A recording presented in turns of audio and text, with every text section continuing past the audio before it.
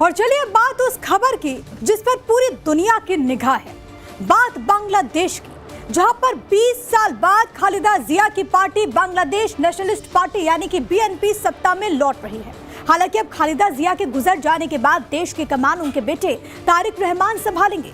बांग्लादेश में कल हुए 13वें संसदीय चुनावों में बांग्लादेश की बीएनपी ने लैंडस्लाइड विक्ट्री हासिल की। हालांकि आधिकारिक घोषणा भी होना बाकी है, लेकिन जो बांग्लादेश से खबरें आ रही हैं उसके मुताबिक बीएनपी रिकॉर्ड 212 सीटों पर जीत हासिल कर चुकी है, जबकि विरोधी जमात इस्लामी पार्टी को 70 सीटें मिलती हुई दिखाई दे रही हैं। सबसे बड़ी बात है कि जिन छात्रों ने आंदोलन कर शेख हसीना को हटाया था, उनकी पार्टी एनसीपी को सिर्फ 5 सीटें मिलने की ही खबर है, यानी बांग्लादेश की जनता ने जेन जी को नकार दिया है। तो ये सबसे बड़ी बात है, आपको ये बड़ी जानकारी दे रहे हैं। खालिदा जिया की पार्टी यहाँ पर लैंडस्लाइड विक्ट्री की ओर बढ़ते हुए नजर आ रही है। एक और बड़ी खबर आपको बता दें, बांग्लादेश के संसदीय चुनावों में बीएनपी को निर्णायक जीत यहाँ पर मिलती हुई और इसमें तारिक रहमान को बधाई दी गई है। प्रधानमंत्री नरेंद्र मोदी की तरफ से उन्होंने कहा कि आपके नेतृत्व में ये जीत लोगों के भरोसे को दर्शाती है। भारत एक लोकतांत्रिक, प्रगतिशील और समावेशी बांग्लादेश के समर्थन में हमेशा खड़ा रहेगा। भारत दोनों देशों के साझा विकास लक्ष्यों को मजबूत करने के लिए मिलकर काम करने को उत्सुक है। ये प्रधानमंत्री की तरफ से पोस्ट किया गया है। तो ये बड़ी खबर है। आपको ये बताते चले कि बीएनपी की लैंडस्लाइड विक्ट्री और लगातार जो बधाई है वो यहाँ पर दी जा रही है और खुद प्रधानमंत्री की तरफ से यहाँ पर बधाई दी गई है। पीएम का वो पूरा पोस्ट हमने आपको दिखाया और खास पैनल इस वक्त हमारे साथ मौजूद है। इस जीत के क्या मायने हैं, पूरी दुनिया में इसका क्या असर होगा, भारत बांग्लादेश के रिश्ते किस तरफ बढ़ेंगे, समझने की कोशिश करते हैं। इस वक्त हमारे साथ मौजूद है कर्नल शैलेंद्र सिंह, रिटायर्ड सुरक्षा विशेषज्ञ की तरफ के लिहाज से उनसे हम समझेंगे कि क्या इसके मायने हैं। इसके अलावा संजीव श्रीवास्तव विदेश मामलों के जानकार हैं, ये भी हमारे साथ जुड़ गए हैं। रोहित सिंह संयोजक है युवा चेतना के। सुजाता पांडे बतौर राजनीतिक विश्लेषक हमारे साथ इस वक्त मौजूद है। मैं आप सभी का स्वागत करती हूँ और सबसे पहले मैं आप ही से समझना चाहूंगी कर्नल शैलेंद्र सिंह, बांग्लादेश में जो हालात बने ऐसे में बीएनपी की जीत ये क्या बताती है और जमात की हार ये क्या दुनिया को संदेश देती है? सर जय हिंद, नमस्कार। बड़ी सीधी सीधी बात करूंगा कि इट इज ऑलवेज बेटर कि एक नोन डेविल हमारे पास आए। बीएनपी का मैं बहुत बड़ा कोई फैन नहीं हूं। बीएनपी बहुत ज्यादा प्रो इंडिया भी नहीं रही है, ये हमारे को ऑलरेडी पता है। लेकिन ज्यादा अच्छी बात यह है कि जमात को हार मिलती है और बीएनपी इस बार लीड कौन कर रहा है, ये भी एक बहुत बड़ी बात है। 17 से 20 साल आदमी जो उस देश से बाहर रहा हो, मैं ऐसा समझता हूं कि वो एक नई सोच के साथ शायद आया होगा, अपने यहां कुछ ठीक करेगा।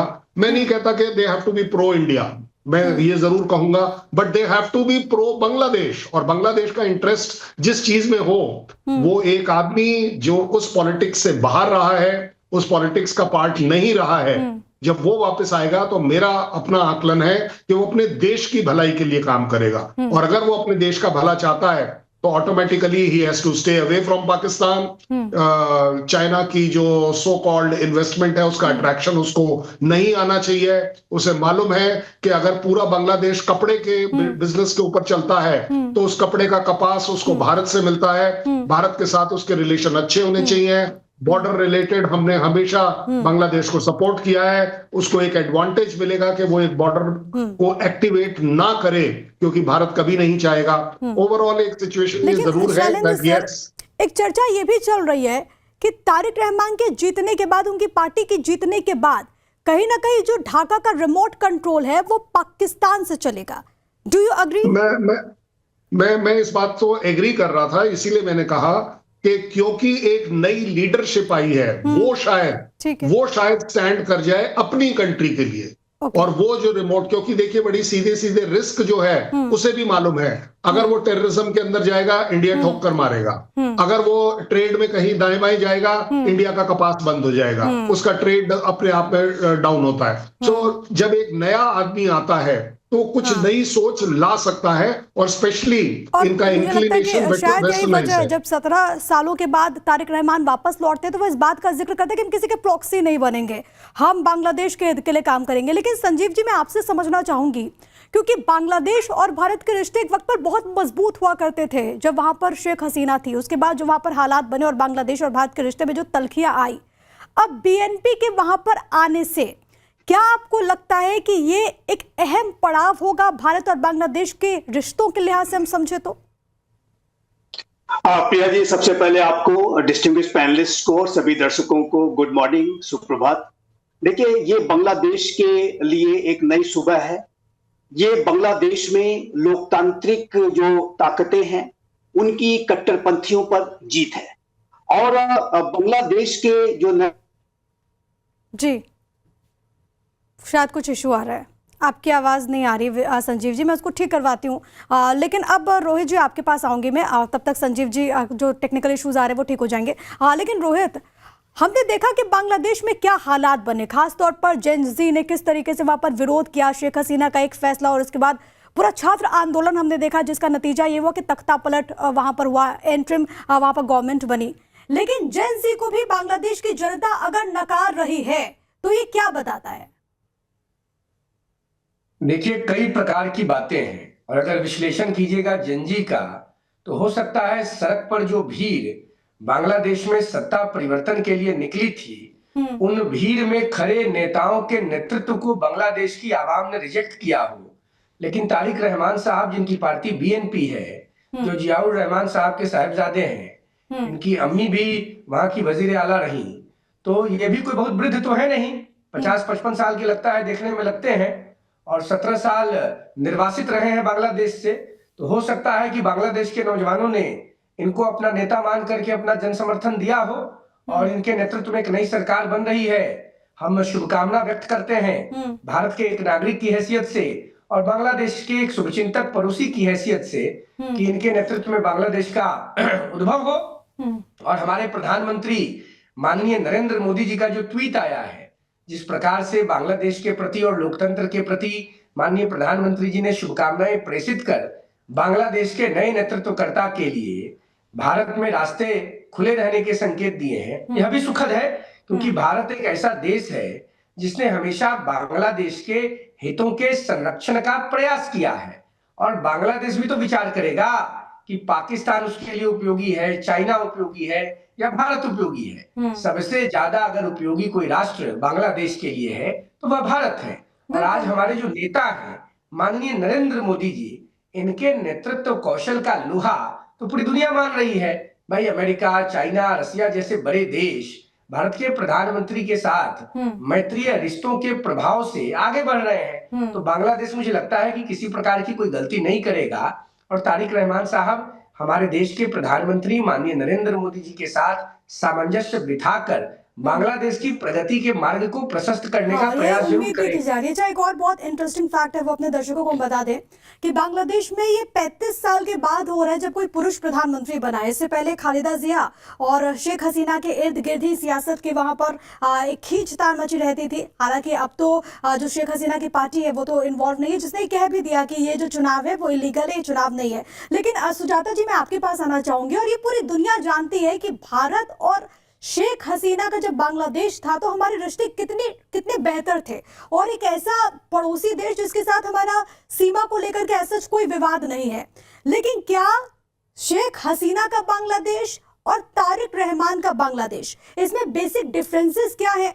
भारत के लिए कितना जरूरी हो जाएगा, और क्या हम अपने लिहाज से समझे कि बांग्लादेश जो तारिक रहमान की अब अगुवाई में आगे बढ़ेगा वो उतना ट्रस्टवर्दी होगा? देखिए, इसके लिए आपको थोड़ी पृष्ठभूमि का समझना जरूरी है। आज जो जमाते इस्लामी, जिसके दो गुटों के बीच में ये पूरा चुनाव हो रहा है, क्योंकि आवामी लीग को तो बाहर ही रखा गया है। 60% की जो जनता है, जिसका मैंडेट था 60% का, उसको बाहर रखा गया है, उसको बैन कर दिया गया है। शेख हसीना खुद भी भारत में ही है।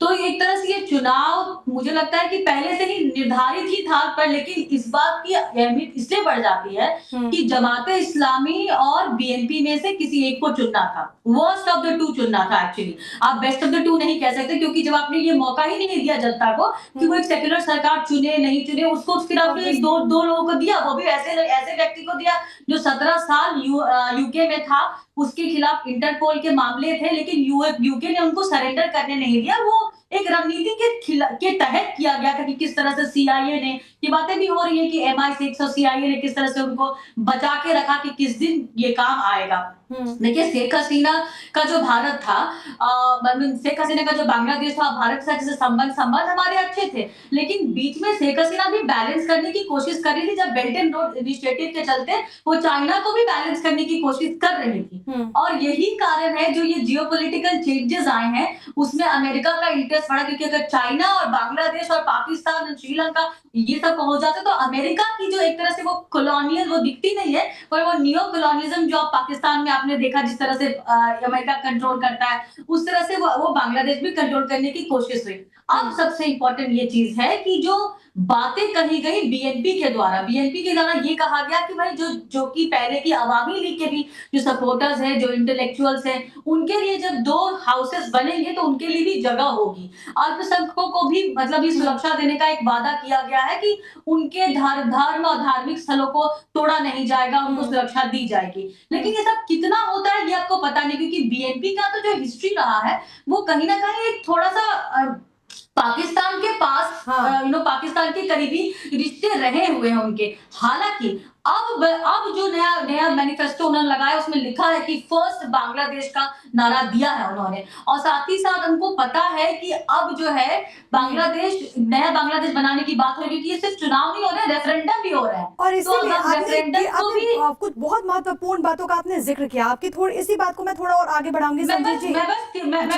10 सेकंड इसको जोड़ दूं। हाँ, देखिए सबसे इम्पोर्टेंट जो आपने यहाँ पे एक चीज हमने मिस कर दी, जो आप कह रहे थे कि 17-18 सालों के बाद ये शायद ये मौका आया है कि एक शायद 35 साल के बाद एक पुरुष जो है वो पीएम बनने जा रहा है। लेकिन आप ये भूल रहे हैं कि इस चुनाव में भी जबकि महिलाओं को बहुत ज्यादा आजादी नहीं थी, 50 पार्टियों में से सिर्फ 30 पार्टियों ने कोई कैंडिडेट ही नहीं दिया था महिलाओं को, ये हालत थे बांग्लादेश में। लेकिन जिस तरह से अब महिलाओं की कतार देख रहे हैं, जिस तरह से उन्होंने जमात को नकारा है, जिस तरह से उन्होंने एक ज्यादा कट्टरपंथी और एक कम कट्टरपंथी में से एक कम कट्टरपंथी बीएनपी को चुना है, ये बड़ा संकेत है बांग्लादेश के बदलते हुए जो दावे भी किए गए थे, जो चुनाव के दौरान वादे भी किए गए थे, उसमें बीएनपी की तरफ से कहा गया कि हम महिलाओं को एम्पावर करेंगे, उनके लिए पॉलिसीज लाई जाएगी।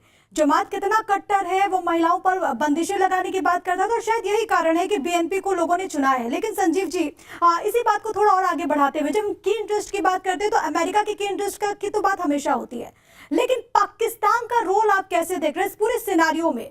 क्योंकि अभी हाल में हमने देखा मोहम्मद यूनुस के आने के बाद कैसे पाकिस्तान के साथ उनकी करीबियां बनती है, वो वहां पर जाते भी हैं, बातचीत भी होती है। और अब अगर रहमान की बात करें, जो कि लगातार जिक्र हो रहा है कि बीएनपी तो पहले भी पाकिस्तान से ज्यादा कनेक्टेड रहा है, अब पाकिस्तान का की इंटरेस्ट आपको इस सिचुएशन में क्या नजर आ रहा है? खासतौर पर वो पाकिस्तान जो कि अभी कह रहा था कि हम मैच नहीं खेलेंगे अगर बांग्लादेश नहीं खेलता है तो। देखिए प्रिया जी, जैसा कि मैं पहले कह रहा था, मेरी बात थोड़ी अधूरी रह गई थी। ये जो इलेक्शंस के रिजल्ट्स आए हैं, ये बांग्लादेश में जो लोकतांत्रिक जो मूल्यों में विश्वास रखने वाली ताकतों की विजय है, कट्टरपंथियों की हार है, और मैं कहूंगा कि पाकिस्तान के डीप स्टेट की भी हार है। पाकिस्तान ने पूरी साजिश रची, पूरी कोशिश की कि किस तरीके से बांग्लादेश में वहां के पूरे वातावरण को सांप्रदायिक आधार पर बांटा जाए, और उसी प्रक्रिया में साजिश के तहत लगातार हिंदू कम्युनिटी को टारगेट किया गया, एंटी इंडिया नैरेटिव गढ़ने की कोशिश की गई, ताकि पूरे बांग्लादेश को रेडिकल लाइन्स पर जो है विभाजित किया जाए और उसका अधिक से अधिक राजनीतिक लाभ उठाया जाए। लेकिन अब ये रिजल्ट आए हैं, जाहिर है कि तारिक रहमान को एक लैंडस्लाइड विक्ट्री मिली है, और इसमें कोई दो राय नहीं है कि जो बीएनपी है वो अवामी लीग के बाद बांग्लादेश के लिए नेक्स्ट बेस्ट ऑप्शन है। और बांग्लादेश की ऐसे सभी लोग जो कि लोकतांत्रिक मूल्यों में भी जो विश्वास रखते हैं, जो कि वहां के लोकतंत्र की ऊपर जो चुनौतियां हैं उसकी वजह से चिंतित थे, वहां पर जो हिंसा, अराजकता, उत्पात और मोहम्मद यूनुस का जो है बहुत ही पुअर जो गवर्नेंस रहा है, उससे जो निराश लोग थे, वो सभी ये चाहते थे कि कोई ऐसी एक शक्ति आए जो कि लोकतांत्रिक प्रक्रियाओं को आगे बढ़ाए। और जाहिर है कि बीएनपी को पहले भी बांग्लादेश में शासन करने का अवसर मिला है, 3 बार उनकी सरकार रही, एक अल्प समय की थी, लेकिन 2 बार खालिदा जिया ने लंबा शासन किया।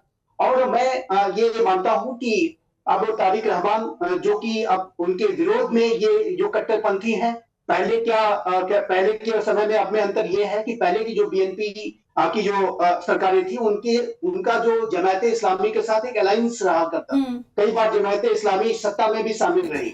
लेकिन अभी वर्तमान समय में ये जो जमायत इस्लामी और एनसीपी और जितने भी अन्य कट्टरपंथी हैं, सब उनके विरोध में है। और ऐसे में बीएनपी के ऊपर जो कट्टरपंथियों का दबाव नहीं रहेगा, और ऐसे में बीएनपी एक बेहतर तरीके से और स्वतंत्र तरीके से रिलेटिवली वो अपने नीतियों को निर्धारित कर पाएगी, और एक लैंडस्लाइड विक्ट्री भी अब मिल गई है, इसलिए किसी सपोर्ट इत्यादि की भी जरूरत नहीं है। तो ऐसे में मेरा मानना है कि जो तारिक रहमान जो नए बांग्लादेश को बनाने की बात कर रहे हैं, उनके पास एक बहुत बड़ा अवसर है। ये बांग्लादेश के लिए आज की जैसे मैंने कहा एक नई सुबह साबित हो सकती है। और यही उम्मीद मुझे लगता है कि बांग्लादेश के लोग भी कर रहे होंगे कि बीएनपी के आने से उनके लिए एक नई सुबह होगी। लेकिन शैलेंद्र सर, सिर्फ आपसे ये समझना चाह रही हूँ कि बांग्लादेश में जो कुछ भी हुआ और ये जो पूरा दौर पूरी दुनिया ने देखा, काफी लॉस जाहिर है कि बांग्लादेश को भी हुआ, ट्रेड के लिहाज से अगर हम समझे, इकोनॉमी के लिहाज से समझे। क्या ये माना जाए कि इस इलेक्शन के बाद एक बार फिर से बांग्लादेश उसी तरीके से ट्रैक पर जल्द आएगा, या फिर अभी वक्त लगेगा? मेरा आकलन है कि इसमें वक्त जरूर लगेगा, क्योंकि देखिए सबसे बड़ी बात जो अभी हम थोड़ी देर पहले करते हैं हिस्ट्री, अगर हिस्ट्री ये भी है कि बीएनपी और जमात साथ में रूल कर चुकी है। आज अगर संजीव जी बोल भी दें कि जमात उनका विरोध कर रही है, ये विरोध कुछ नहीं होता। दीज आर पॉलिटिशियंस, तो आपको मालूम है सीजनल फ्रेंड्स होते हैं और सीजनल एनिमी होते हैं। आज वो दिखाने के लिए मेरा जो मेन कंसर्न है कि अगर बांग्लादेश 70 कट्टरवादी जमातियों को लेकर आता है, और अगर किसी भी तरह से जमात इन्फ्लुएंस कर पाती है बीएनपी को, तो ये बांग्लादेश के लिए बहुत घातक होगा। क्योंकि बांग्लादेश अगर किसी भी तरह से चाइना या पाकिस्तान की तरफ जाता है, अगर पाकिस्तान का इंटरेस्ट, आप सीधे सीधे आकलन करिए, मेरी बात को मत मानिए, अगर उनका इंटरेस्ट है तो क्या इंटरेस्ट है? ये वही कंट्री है जिसके खिलाफ वो लड़े थे, जिन्होंने वहां लाखों लोगों का रेप किया था, बच्चों को मारा था। आज वो अपना रिवेंज लेंगे कि आप लोग हमसे अलग क्यों हुए। अगर वहां पर किसी भी तरह से पाकिस्तान का रोल आएगा तो वो मिलिट्री डोमिनेंस का आएगा, वो टेररिज्म क्रिएशन का आएगा, जहां पाकिस्तान के इंटरेस्ट, और अगर बांग्लादेश किसी भी तरह से इन चीजों में पड़ जाएगा तो उसकी अपनी ग्रोथ गारंटेड है कि नीचे जाएगी, ऊपर नहीं जा सकती। यही तो एक बेसिक डिफरेंस है जो बांग्लादेश और पाकिस्तान को अलग करता है। वहां की आर्मी पूरे तरीके से गवर्नमेंट में इंटरफेयर करती है, बांग्लादेश में नहीं करती। नहीं, बट जब इन्फ्लुएंसेस की बात आती है तो यही तो बात हो रही है कि अगर इस समय आप देख रहे हैं कि 70 साल बाद पाकिस्तान की शिप्स जो हैं वो बांग्लादेश के पोर्ट पर जाती हैं, नेवल चीफ, एयर चीफ वहां पर विजिट करते हैं, जो कि कभी नहीं हुआ करती थी। ये तो कट्टर एनिमी है एक तरह से एक दूसरे के। और अब आप देख रहे हैं कि पाकिस्तान कोशिश जरूर कर रहा है, और क्यों कर रहा है? क्योंकि उसे मालूम है कि चाइना का पैसा बांग्लादेश को चाहिए, और बांग्लादेश अगर उस पैसे की तरफ देख रहा है तो ऑब्वियस बात है इन्फ्लुएंस करने की बात आ जाती है। देखिए, मैं अगर एक सेकेंड और दे, जब ये बात चल रही थी ना अवामी लीग की, भाई मुझे एक बात बताइए, आप लोग तो बांग्लादेश में अगेंस्ट थे हसीना के, पूरी की पूरी पार्टी कैसे खराब हो गई? मतलब इतने सालों तक उस पार्टी ने आपको, ये बांग्लादेश वही बांग्लादेश है जिसकी बेस्ट इकोनॉमी चल रही थी एशिया के अंदर। बिल्कुल। ये बाकी चीजों में नहीं पड़े हुए थे। सो अपने आप में अगर देखें तो इस बीएनपी को इस बार रिस्पॉन्सिबल होना पड़ेगा। ठीक है, वो रेफरेंडम है कि 10 साल से ज्यादा प्राइम मिनिस्टर का टेन्योर नहीं होना चाहिए, थर्ड इलेक्शन नहीं लड़ना चाहिए, ये अच्छी बातें हो सकती है उनके लिए। बट सबसे बड़ा चैलेंज उनको होगा इस समय कि जो anti Hindu, anti India stand इस समय ले रखा है यूनुस ने, एक तो उसे न्यूट्रलाइज करना, और उससे भी बड़ी बात अपनी ग्रोथ के ऊपर ध्यान देना। चैलेंजेस कम नहीं होंगे। और जब आप ये बातें कर रहे हैं सर, तो ख्वाजा आसिफ ने अपने पार्लियामेंट के भीतर कहा कि अमेरिका ने हमें टॉयलेट पेपर से बदतर इस्तेमाल किया है। मुझे लगता है कि बांग्लादेश को भी सोचना होगा कि बांग्लादेश को ऐसे कोई दूसरा पाकिस्तान या फिर चाइना इस्तेमाल ना कर ले। लेकिन रोहित जी, मैं आपके पास आना चाहूंगी, बस एक मिनट में आ रही हूँ, एक बड़ी खबर मिल रही है, जरा वो अपने दर्शकों को हम बता देते हैं। बांग्लादेश में जमात इस्लामी ने चुनाव नतीजों पर अब सवाल उठा दिए। हम चुनाव प्रक्रिया से संतुष्ट नहीं है, जमात इस्लामी कह रहा है। हमारा गठबंधन कम अंतर से संदिग्ध रूप से हारा, ये जमात इस्लामी की तरफ से कहा गया। अंतरिम प्रशासन का एक वर्ग दूसरी प्रमुख पार्टी का पक्ष ले रहा है। नतीजे चुनावी प्रक्रिया की निष्पक्षता पर भी सवाल उठ रहे हैं, ये जमात इस्लामी की तरफ से कहा गया है। तो जमात इस्लामी दरअसल 11 दलों का गठबंधन है और उसकी तरफ से स्टेटमेंट सामने आया। इस पर हम क्विक रिएक्शन भी लेते हैं, सुजाता आपसे। देखिए, ये पहली बार नहीं है। अगर आपको याद होगा, जब शेख हसीना प्रधानमंत्री बनी थी तो बीएनपी ने वो चुनाव का बहिष्कार किया था, कहा था कि हम इस चुनाव में शामिल नहीं होंगे, इस चुनाव में धांधली। ये पूरा जो बांग्लादेश का खेल रचा गया, वो इसी बात को लेकर सेंटर में रख के रखा गया कि सरकार जो है ठीक से चुन के नहीं आई है। और इस चुनाव में देखिए, आप अवामी लीग बैंड है और शेख हसीना बाहर है। और अभी ये चुनाव जो आने वाला, उसमें जमाते इस्लामी ये कह रही है कि बीएनपी ने गड़बड़ी की है। तो ये बांग्लादेश में जो आगे दिखता है, वो दिखता है कि एक राजनीतिक अस्थिरता की स्थिति जरूर रहेगी। और जहां तक ये लग रहा था कि शायद जमाते इस्लामी को 30 से ज्यादा नहीं पड़ेंगे, पर धीरे धीरे जब जैसे जैसे चुनाव बढ़ रहा था, वैसे लगा कि नहीं, अब मुकाबला कड़ा होता जा रहा है। मुझे जैसे आपके स्क्रीन पे दिख रहा था, वो 70+ जा रहे हैं। तो 70+ जाना बांग्लादेश के लिए कोई अच्छी बात नहीं है। जो एक सेकुलर बांग्लादेश हुआ करता था, जो इकोनॉमिकल सुपर पावर बनने की कोशिश में लगा हुआ था, वो बांग्लादेश जो पाकिस्तान से अलग था, तालिबान से खुद को अलग रखता था, वो बांग्लादेश के लिए मुझे लगता है कि भविष्य के लिए एक चुनौती है। पर आप इसमें याद रखिए कि भारत जो है पूरी कोशिश कर रहा है। खालिदा जब जिया का रोहित जी, आपका क्विक रिएक्शन। और मैं बात कर रही थी वहां पर जो हिंदू अल्पसंख्यक है, जो उनके साथ वहां पर हालात हुए, जो बर्बरता की खबरें सामने आई, क्या मांग करके चले कि नई सुबह उनके लिए भी होगी? देखिए, तारिक रहमान जी को इसको अविलंब रोकना होगा। नहीं तो अगर भारत जिस प्रकार से अभी नजर रखे हुए है, अगर भारत के नेतृत्व करता उस पर और कड़ा रुख अख्तियार कर लेंगे, तो बांग्लादेश के लिए संकट हो जाएगा। और बांग्लादेश का सहयोग कभी पाकिस्तान नहीं कर सकता है। पाकिस्तान तो बांग्लादेश की जमीन को आतंकवाद बढ़ाने के लिए उपयोग करना चाहता है, बल्कि भारत बांग्लादेश का संरक्षण कर सकता है। तो मुझे पूरा उम्मीद और विश्वास है कि ठीक है, अब ये बांग्लादेश को तय करना है कि वो अपना मुस्तकबिल कैसा चाहता है। बहुत धन्यवाद आप सभी का हमारे साथ जुड़ने के लिए और चर्चा में शामिल होने के लिए। बहुत बहुत धन्यवाद आप सभी मेहमानों का। तो बांग्लादेश में अब बीएनपी की सत्ता आते हुए नजर आ रही है।